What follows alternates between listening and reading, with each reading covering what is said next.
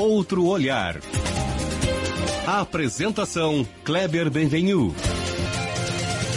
Olá, bom dia família Bandeirantes, bom dia para você que nos escuta na intimidade do rádio ou também que nos acompanha aqui pela internet. Você quer passar num concurso público, quer ser juiz, promotor, delegado, você é o tal concurseiro?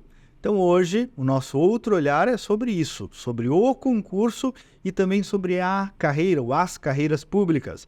E para isso nós vamos falar, ora, com um servidor público de alta escala, um delegado de polícia e também um professor e especialista, produtor de conteúdo sobre passar em concurso. O meu amigo, também meu amigo, delegado Rodrigo Bozetto. O Rodrigo é titular da Delegacia Regional Metropolitana, que compreende os municípios de Gravataí, Alvorada, Cachoeirinha, Glorinha e Viamão. Gaúcho de Tuparandi. Isso. Depois de algumas tentativas e frustrações dele também em concursos, desenvolveu um método de estudo que o levou a ser aprovado em segundo lugar no concurso público para delegado de polícia no Rio Grande do Sul. Especialista em ciências penais pela PUC, também professor da Academia de Polícia e ajuda com seus conteúdos milhares de pessoas nesta jornada tão sonhada rumo à aprovação nos concursos públicos. Bom dia, delegado. Bom dia, Kleber. Tem que te chamar de delegado. Que isso, não.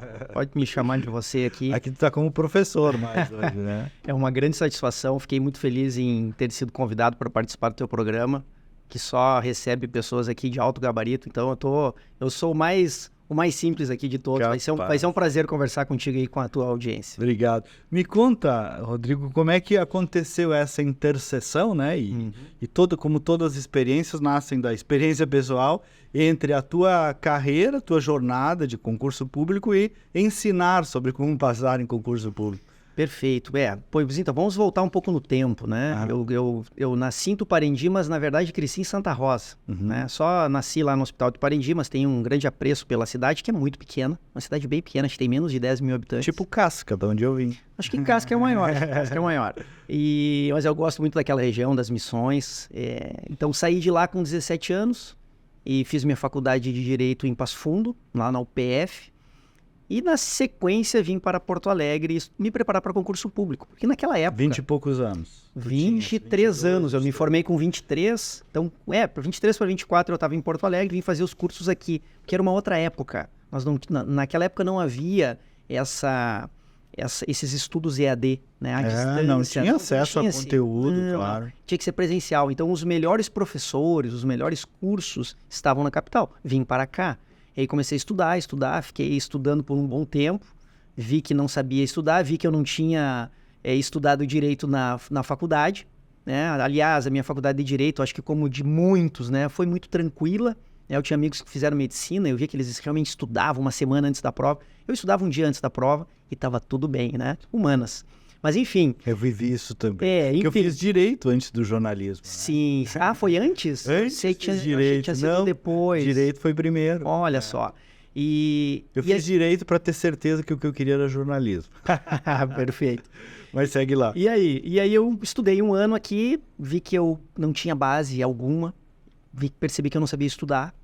E aí, no segundo ano, eu comecei a rever alguns conceitos, comecei a ter consciência de como eu deveria estudar, porque naquela época não tinha muita orientação ou profissionais que nos guiavam, né? Pô, tem que fazer assim, tem que fazer aquilo, tem que usar esse método, tu precisa revisar, né? Uma das técnicas que a grande maioria não faz, porque acha que é perda de tempo. Ou porque acha que já viu. Porque já viu, ou porque fica preocupado só em absorver conteúdo, absorver, mas de nada adianta eu absorver, compreender, se eu não reter. E agora eu estou falando direcionado para concurso público, né? Por quê? Porque todos os concursos públicos, e em especial aqueles que eu dou mais ênfase, que são as carreiras jurídicas, como tu bem comentou antes, né? Ministério Público, Magistratura, Defensoria Pública, Procuradoria do Estado, Delegado de Polícia, Defensoria Pública. Todas essas carreiras têm um conteúdo programático no certame muito extenso. Só para a magistratura nós temos por volta de 14 disciplinas. E algumas delas com inúmeras subdivisões. Então é muito conteúdo. Então o método de estudo passa muito pela retenção e pela memorização a longo prazo do conteúdo. Caso contrário, eu não vou conseguir. E é isso que aconteceu comigo no início. E é isso que acontece com muitos concurseiros.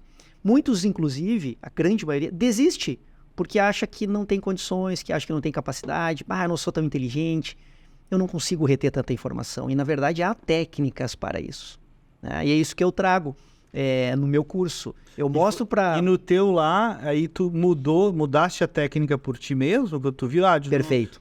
Tu viu que tu não estava retendo informação, era isso? Isso. Então, eu olhava para o lado, às vezes, olhava para um colega. Eu nunca tratava os meus amigos, porque a gente tinha alguns grupos de estudo, né? Vários grupos. Eu nunca olhava para eles como concorrentes. Isso é um erro também de quem se prepara para o concurso. Você ficar olhando o outro, não, esse cara aqui eu não vou. Não.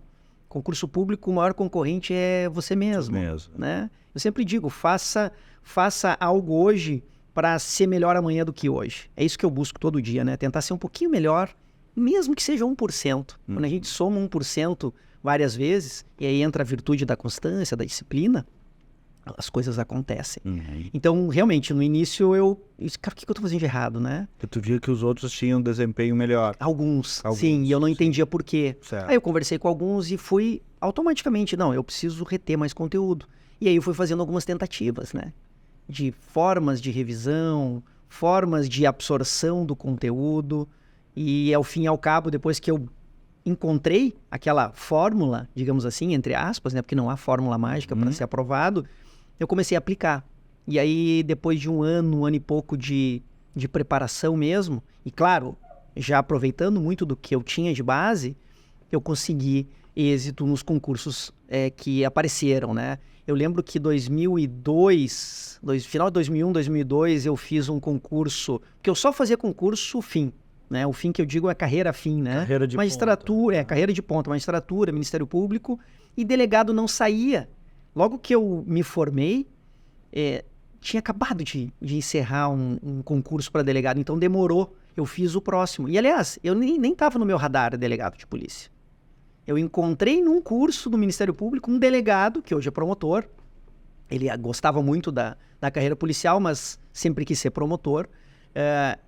E a partir dele eu acabei conhecendo a carreira de delegado. Eu disse, cara, legal isso aqui. Aí quando abriu o concurso eu fiz. Aí depois de ter encontrado uma forma sistematizada de estudo, eu acabei sendo aprovado, e muito bem aprovado, né? Tanto que eu fiz um concurso meio, o único meio que eu fiz foi para assistente do Ministério Público. Passei tranquilo, até posso dizer assim, mas não fiquei só um mês, porque eu estava ficando muito bem colocado no concurso para delegado e eu pedi exoneração. Meio maluco, né? Eu não sei se eu faria isso hoje de novo, mas na época eu pedi exoneração para bem me preparar para a prova oral. Eu nunca tinha feito ainda a prova oral. E fui bem também, tirei 10 e 9,5, né, em penal e processo penal. E doutor, de onde surgiu então essa ideia, essa vocação de, no meio da tua carreira já consolidada, nós nos conhecemos ali, o senhor era chefe do DEIC, né, que é um departamento importantíssimo da Polícia Civil, agora comandando uma delegacia regional da região metropolitana. De onde surgiu essa ideia, essa vocação, essa iniciativa de também ensinar a passar em concurso? Pois então, foi o encontro com algumas pessoas, né, que acabaram me trazendo. Eu já tenho uma veia de professor, eu gosto muito de dar aula, gosto muito de interagir com alunos. É muito bom porque eu tenho certeza que eu mais aprendo com eles do que eu transmito conhecimento. Aliás, uma das formas da gente estudar e memorizar e compreender algum conteúdo é isso, é eu estudar um tema e ensinar para alguém. Eu sempre digo, às vezes eu tento ensinar para minha filha de 6 anos. Se eu consigo ensinar qualquer conteúdo para ela, é porque realmente eu estou sendo bem didático, né? Quando a gente consegue... Porque tu conseguiste aprender. Isso, e aí eu memorizo mais, consigo consolidar. Mas enfim, eu conheci algumas pessoas do ramo, né, de curso online, porque na minha época lá, quando eu passei para um curso, não havia isso. Não tinha. Não tinha isso, não tinha nada disso, era tudo presencial. Aos poucos isso foi crescendo. Hoje, né, estourou. Aliás, hoje o problema é esse, né? Qual que eu escolho? É tanta oferta. O concurseiro hoje tem um problema, não é falta de informação, é excesso de informação. Por isso que ele precisa ter uma direção, ser direcionado para saber o que estudar e não perder tempo. Uma curadoria quase, né? Isso, um acompanhamento, na verdade. E a partir dali, 2018, eu acho, final de 2018, eu comecei a me interessar por esse meio e comecei a maturar, pensar uma forma de como que eu poderia ajudar concurseiros que estão buscando a aprovação sem ter que passar por tantos erros, né? Buscando encurtar o caminho, né? Diminuir o tempo. Porque assim, eu conheço concurseiro que está há 7 anos estudando para concurso e não passa. Alguma coisa ele está fazendo errado, isso é certo. Tem esforço, dedica tempo e não passa. Isso, e aí eu digo, né, não adianta, não importa 10 horas de estudo, a minha pergunta sempre é, tu tá estudando com qualidade, tu tá estudando concentrado, focado, porque senão tu tá perdendo tempo. E aí tu começaste a organizar esse conteúdo. Isso, aí eu comecei a organizar um conteúdo, comecei na verdade com alguns atendimentos individuais, acho que no ano de 2020, e a partir daí eu comecei a criar conteúdo e montei um curso online, né, que aliás, agora vai estar meio repaginado, eu tô modificando algumas gravações, estou gravando novos vídeos e logo na sequência a gente está disponibilizando esse curso aí. Mas que pode ser encontrado nas tuas redes sociais. Sim. Pelo @ Professor Bozeto, com 2 E's de Zulu e 2 T's de Tango. Professor Bozeto. Aliás, por favor, entrem lá no meu perfil.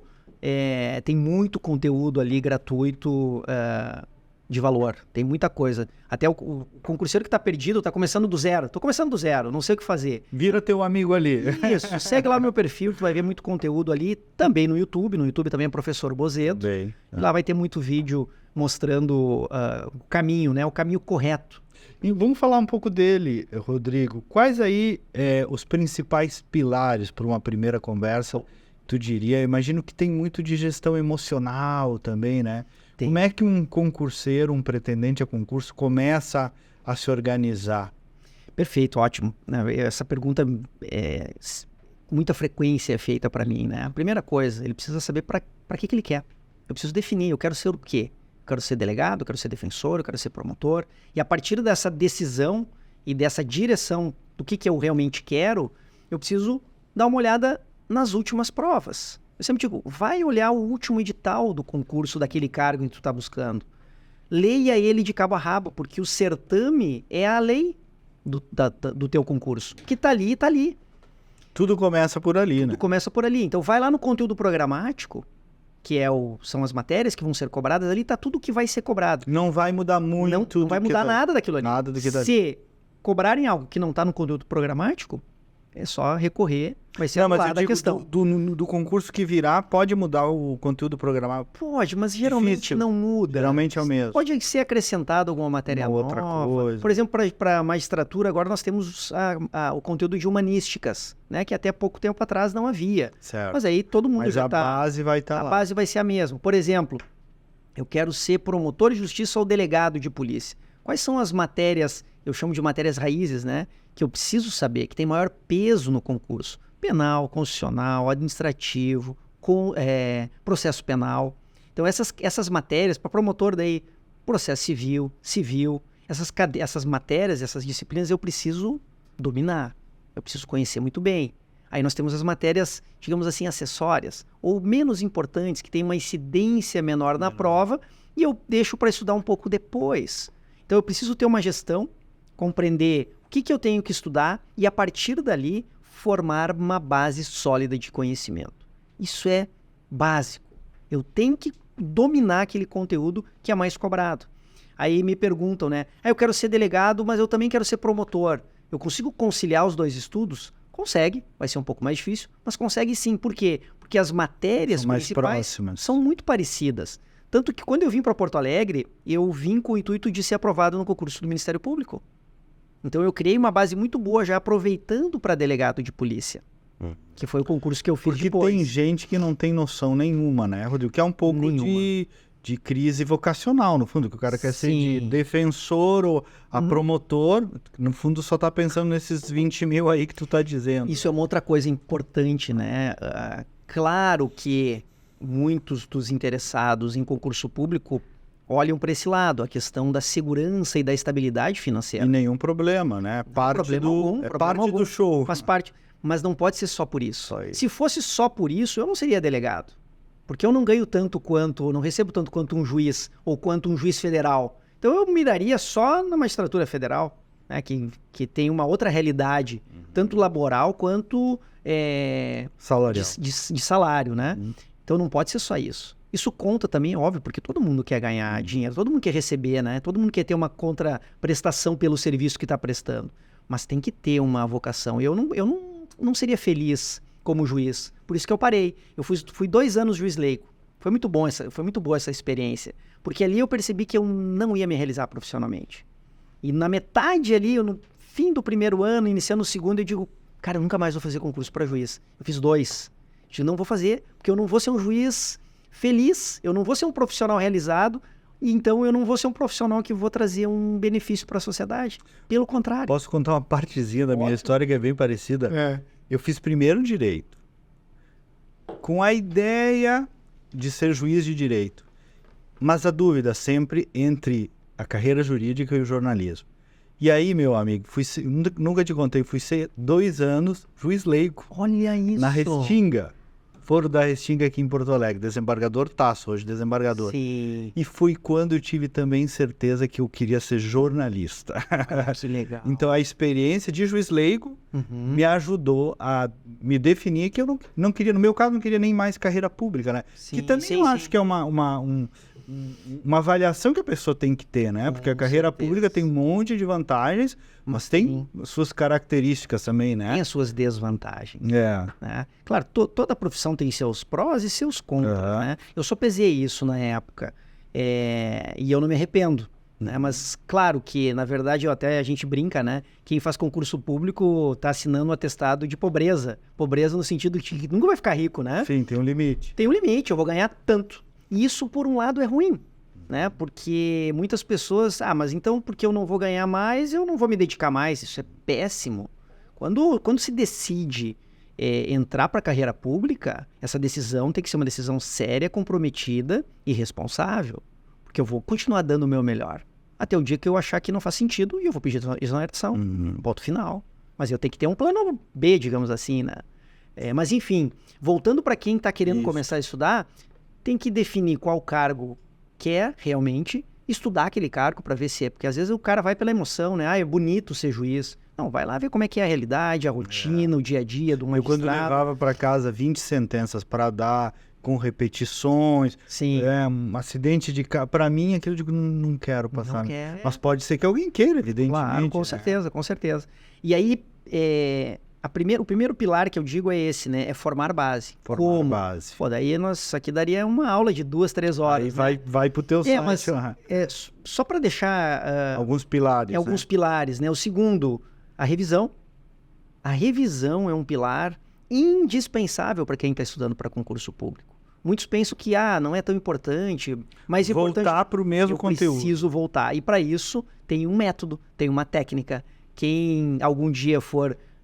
adquirir o meu curso, lá vai compreender melhor toda a metodologia e a técnica de como revisar, né? Eu criei uma forma de revisão diferenciada, né? Quando eu tenho que estudar, quando eu tenho que revisar, como eu tenho que revisar, o que eu tenho que revisar. Além disso, por óbvio, né? Hoje, jurisprudência, então eu preciso compreender doutrina, lei seca que a gente fala, né? Claro, e jurisprudência, os julgados. Aí tem... Para cada tema desse, nós poderíamos ficar conversando muito tempo, né? Os concursos hoje cobram muito jurisprudência. Até porque ficaria muito, muito fácil, né? Eu só cobrar lei. Ficaria muito raso só cobrar lei. Porque não é a realidade, né? Então eu tenho que cobrar... Se cobra no concurso doutrina, aí o examinador também tem que cuidar, né? Para não sofrer muito recurso. Porque, mas o fulano pensa assim. Mas o Beltrano pensa assado. E aí?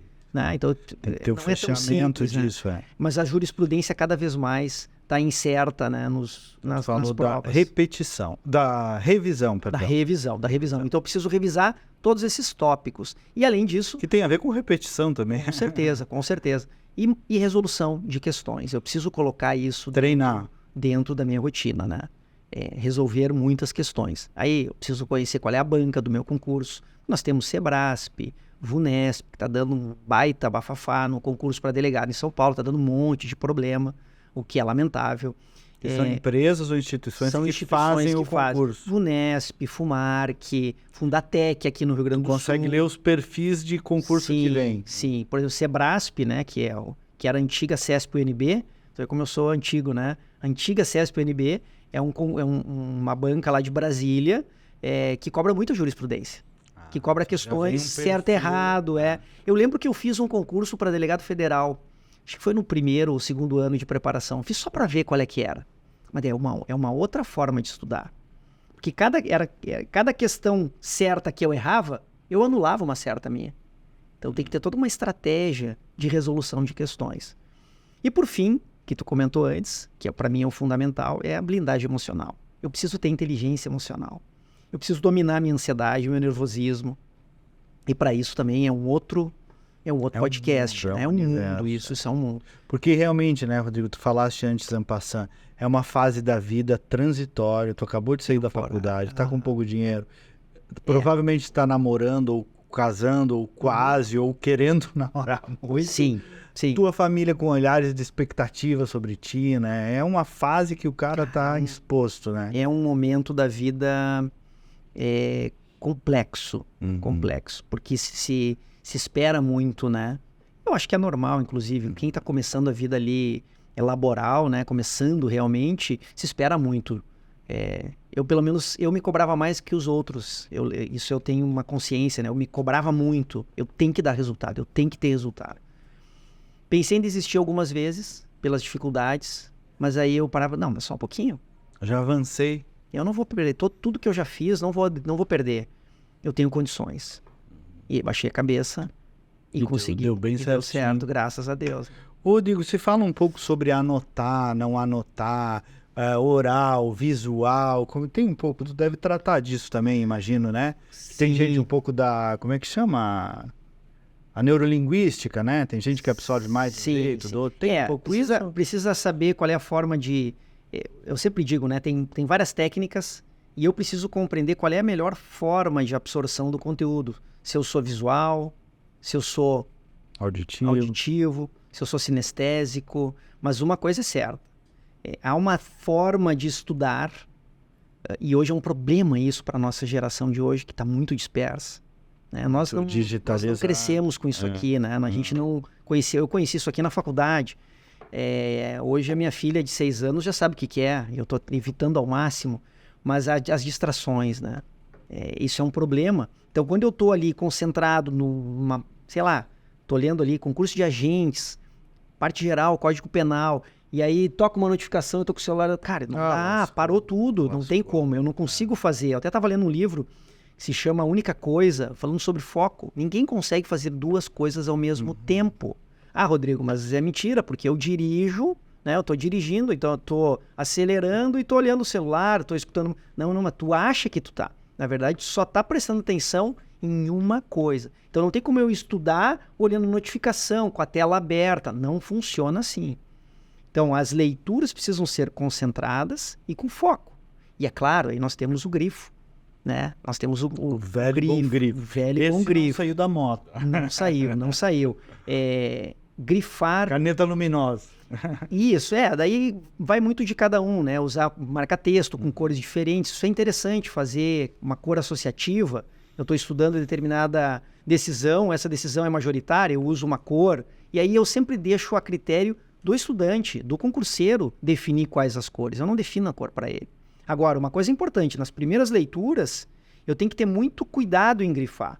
Porque na primeira leitura, para mim, tudo é novidade. Então, para mim, tudo é importante. Aí eu vai grifo achar tudo. Que tu entendeu e não entendeu. Não, e quando eu grifo tudo, eu não estou grifando nada. Entendi. O grifo realmente tem que ter uma função. Sentido. Para quê? Mas aí a gente se pergunta, mas para que o grifo? Justamente para quando eu retorno aquele material.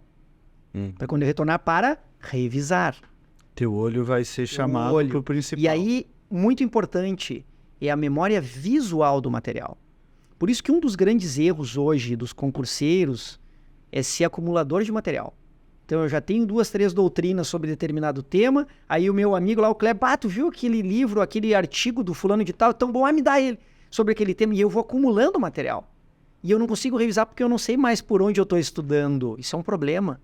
Então eu preciso ter o meu material.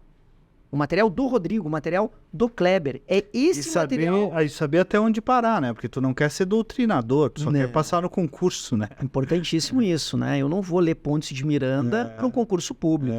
Hoje em dia, Deixa pra depois. Hoje em dia tem obras muito boas, sinopses que não são mais sinopses, são verdadeiros livros voltados e direcionados para a carreira X, para a carreira Y. Então são esses materiais que o concurseiro precisa consumir. Mais voltados, né? Certamente nós entramos um pouquinho nas questões emocionais, né?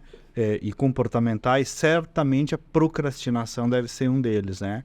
O cara vai... Tu disse, tem um jeito de começar. Pega o edital e... Mas o cara deve procrastinar, né? Um pouco por medo, por... Kleber, eu não sei tu, eu continuo procrastinando ainda todo dia até a gente hoje, faz né? isso, Até hoje. Às vezes eu tenho algo... Tem alguma coisa que puxa pra... Não, uma coisa muito importante que eu sei que é desafiador para mim. O que eu faço? Eu vou fazer outra tarefa. Porque eu tô... Porque é difícil, né? Porque é Claro. difícil. Então, na verdade, eu preciso criar um ambiente... para não procrastinar. É difícil? É difícil. Mas eu preciso tomar decisões. A tal da autossabotagem, né? A gente Isso. acaba se Então, por exemplo, por que as pessoas... É difícil falar isso porque eu não tenho essa porcentagem, né? Eu não fiz esse estudo. Mas por que a maioria das pessoas não conseguem continuar treinando numa academia de ginástica, né? De treino? Por quê? Porque é difícil, porque exige esforço, né? Porque, eu vou ter que acordar cedo. Mas olha só, tu precisa te ajudar. Tem um livro muito bom que se chama Hábitos Atômicos. Muito bom. Hábitos atômicos. Hábitos Atômicos. Eu vou ficar devendo o nome. James alguma coisa. Tá. É só botar lá na Amazon que encontra fácil, né? Tem o Poder do Hábito, da Carol, que é um clássico, e o Hábitos Atômicos, que eu gosto muito. Então, por exemplo, lá ele explica, tu precisa estudar determinado conteúdo. Tu precisa te ajudar. Então, tu já tem que deixar preparado o ambiente para o teu estudo. E uma das formas melhores é tu já ter um planejamento.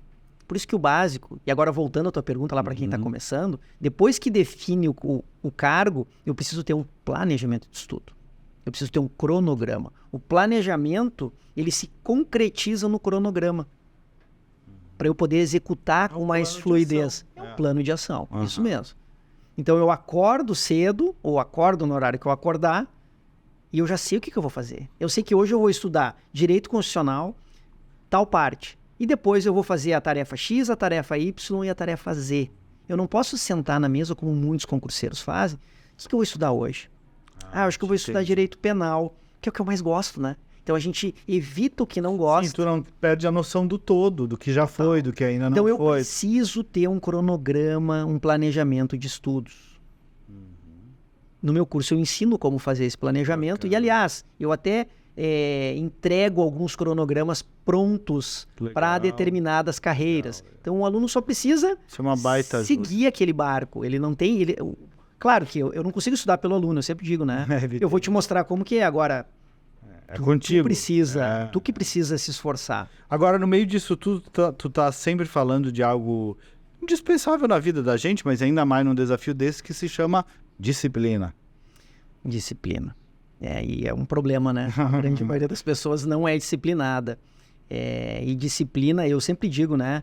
A gente tem que ter uma motivação para alcançar os objetivos grandes, né, da nossa vida, mas sem a disciplina nada acontece. Porque a disciplina vence o talento, por exemplo. Se a gente colocar, vou pegar dois exemplos que todo mundo conhece, Cristiano Ronaldo e o Neymar, ou o Ronaldinho Gaúcho. O Ronaldinho Gaúcho era um talento nato. Não. É um talento nato, né? Agora o Cristiano Ronaldo não era um Cristiano. Foi atrás. O Ronaldinho, ele foi atrás. Até hoje, né? O cara é uma máquina. Então ele é o que é em razão da disciplina dele, do esforço. Então, um concurseiro disciplinado, sabendo para onde quer ir, tendo um direcionamento e disciplina com constância, porque eu digo, não adianta ter disciplina por um mês. Eu preciso suportar e para isso eu tenho que ser resiliente. Eu tenho que suportar todas as agruras de, por exemplo, não saber se eu vou ser aprovado. Mas eu tenho que botar na minha cabeça que se eu cumprir um plano, se eu realmente for disciplinado, Uma hora chega. em algum momento eu vou ser aprovado. Não é se eu vou ser aprovado, a pergunta tem que ser quando eu vou ser aprovado. E no meio da jornada, doutor Rodrigo, descansar também é preciso, imagino. É necessário. Porque tem gente que adoece, né? É necessário. Eu, inclusive, tem uma passagem durante a minha preparação. Era uma quarta-feira ou uma quinta-feira. Eram 3 da manhã e eu tava acordado. Eu disse, cara, eu não tô bem. Peguei. Na época, eu acho que peguei táxi, não lembro. Não tinha carro aqui em Porto Alegre, não me lembro. E fui na Santa Casa. Eu cheguei na Santa Casa para ser atendido. Não tava muito legal. Aí Tu foste pro hospital. Fui pro hospital. Cheguei lá, o médico me atendeu, o que houve, Magrão? E aí eu disse, olha, doutor, eu não sei, eu não tô conseguindo dormir, não sei, mas tá sentindo o quê? Eu não sei, eu não consigo dormir. Daí ele começou a perguntar o que eu fazia. Daí eu falei agora concurseiro. Dele, não, tu tá em 220 volts, cara, são 4 da manhã. Alguma coisa não tá bem, então o meu psicológico não tava bem, era muita pressão, né? E aí eu comecei a perceber que nos primeiros anos de preparação, Kleber, eu descuidei da minha saúde física. Porque eu tinha uma rotina tão insana de ir para curso aqui, vai no curso do Ministério Público, vai no curso no Sejur, vai na Jures. E eu comecei a descuidar da minha alimentação, eu não estava fazendo exercício, e isso começou a desregular tudo. E é comprovado, né? A saúde física tem ligação direta com a minha saúde emocional.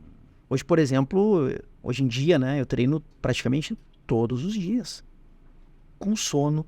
Hoje de manhã, inclusive, é interessante, hoje eu fui correr lá na Sojipa e encontrei um senhorzinho lá que eu sempre encontro, ele tem 73 anos. 73 anos, ele joga tênis, ele nada e ele treina lá, tava fazendo uns apoios. O cara tá bem de físico. E eu tava conversando com ele isso, né? Cara, não tem como eu ter uma saúde mental saudável se eu sou um cara completamente largado pro físico. E o concurseiro precisa dar atenção a essa parte. Ele tem que se alimentar bem, ele precisa se hidratar bem. Tudo isso vai refletir no quê? No estudo dele, na captação do conteúdo, na memorização. Fundamental. Tu falaste aí, pra gente ir se encaminhando pro final, de uma experiência que tu passaste num concurso, renunciaste para fazer um concurso maior. Sim, é uma loucura. É um dilema que muitos têm, né? Não tão grandes quanto esse, mas de conseguir um estágio, você assessor de juiz, ou foco 100%. Não, olha só, o que eu digo, né? A grande maioria dos aprovados, 65, 66, 70%, trabalham e estudam. É mesmo? Sim, a grande maioria trabalha e estuda. Né? Não é só que estuda. Por quê? Porque quando eu só estudo, tem um limite de tempo, Kleber. Eu não consigo estudar. O cara, eu estudo 15 horas por dia. Mentira! Tu não consegue estudar 15 horas por dia. Precisa dormir, precisa te alimentar, precisa descansar, precisa cuidar do teu corpo. Então, tu tem várias...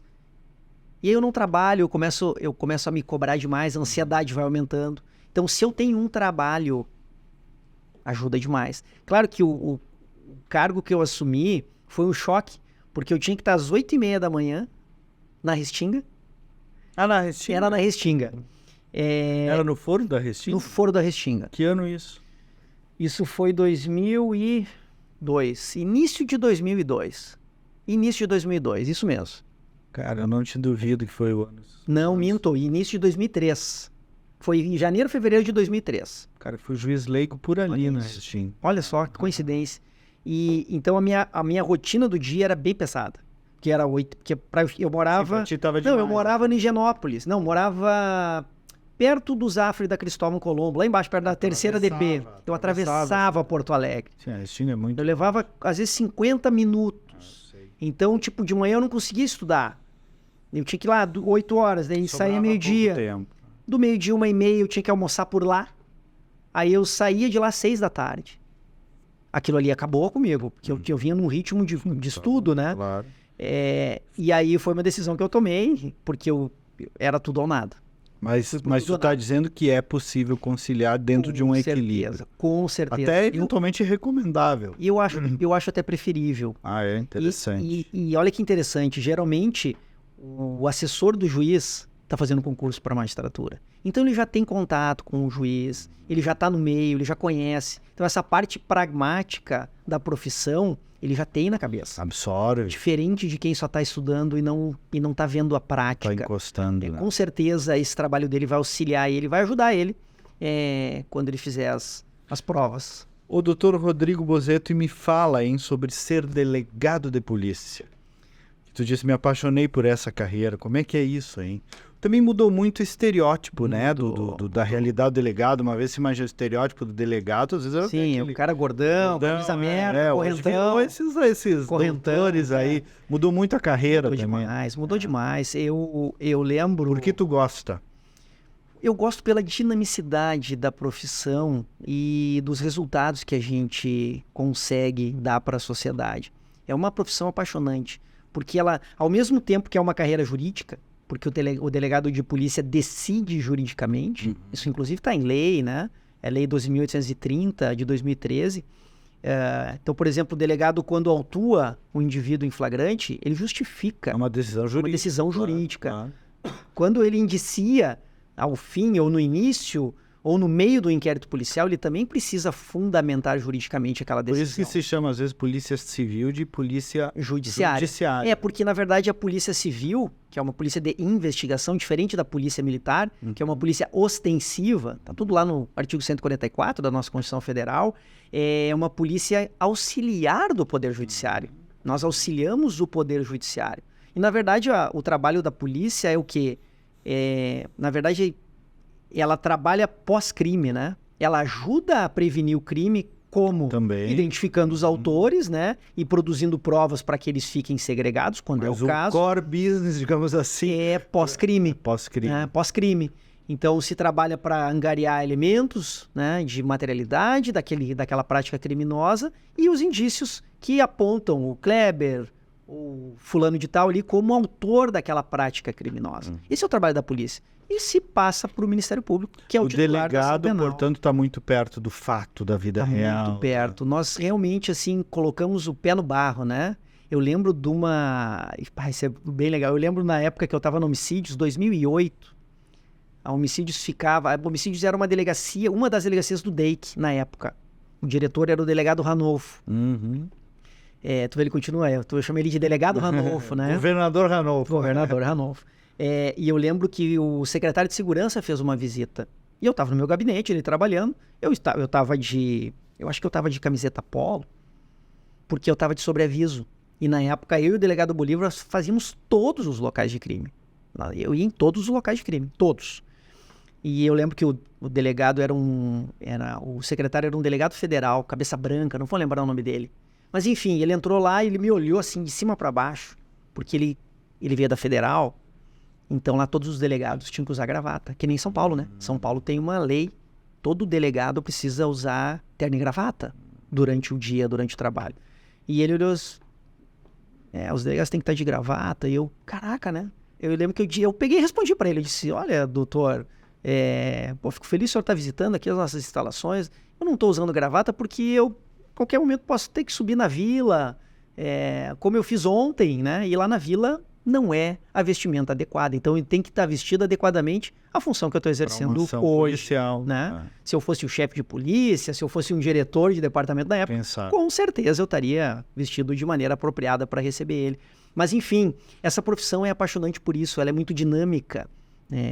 Se pode fazer muita coisa.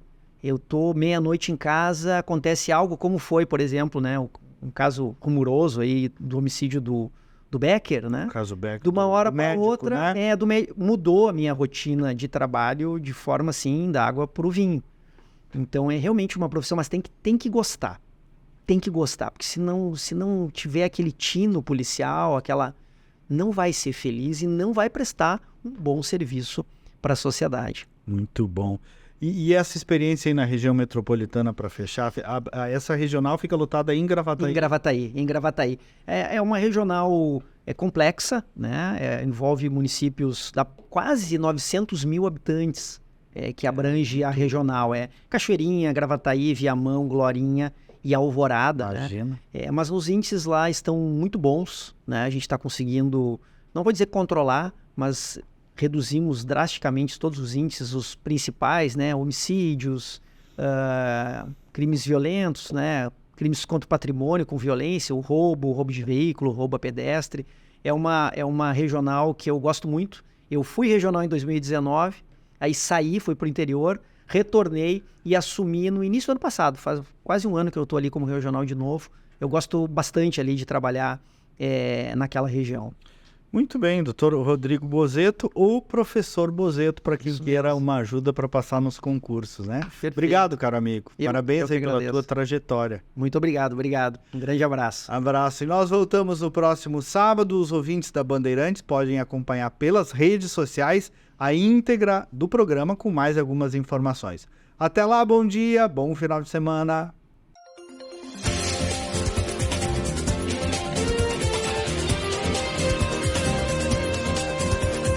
Outro olhar. A apresentação Kleber Benvenu.